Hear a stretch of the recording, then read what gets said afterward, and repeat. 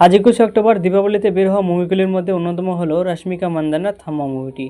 নায়ক হিসেবে এই মুভিতে আছে আয়ুষ্মান খুরানা, আর ভিলেনের ক্যারেক্টারে রোল প্লে করছে নওয়াজুদ্দিন সিদ্দিকী। এবার আসা যাক মুভিটির ব্যাপারে।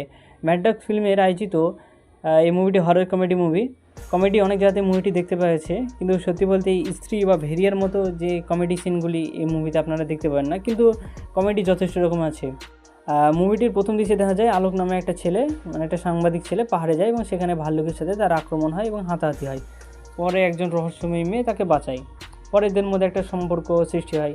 তো আলোক নামে যে ছেলেটা, সে একটা গোত্র থেকে বিলংস করে, যে গোত্রের অনেক লোক যারা ভ্যাম্পায়ার, মানে ভ্যাম্পায়ারদের সাথে এই গোত্রের লোকেদের কানেকশান আছে।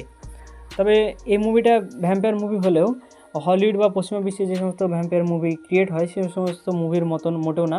এটা আপনাকে একটা ভিন্ন স্বাদ দিবে। আর এই মুভিটার যে রিভিউ আছে, অনেক সুন্দর রিভিউ পেয়েছে, খুব ভালো রিভিউ, আর রেটিংও অনেকটা ভালো, 4/5। তো এবার আসা যাক বাজেট নিয়ে। মুভিটার বাজেট ছিল 140 কোটি টাকা। প্রথম দিন অর্থাৎ আজকে মুভিটা আয় করেছে 14,76,00,000 টাকা। তো এটা 19-20 হতে পারে। তো এই ছিল আজকের এই ভিডিওটা। Thanks for watch this video.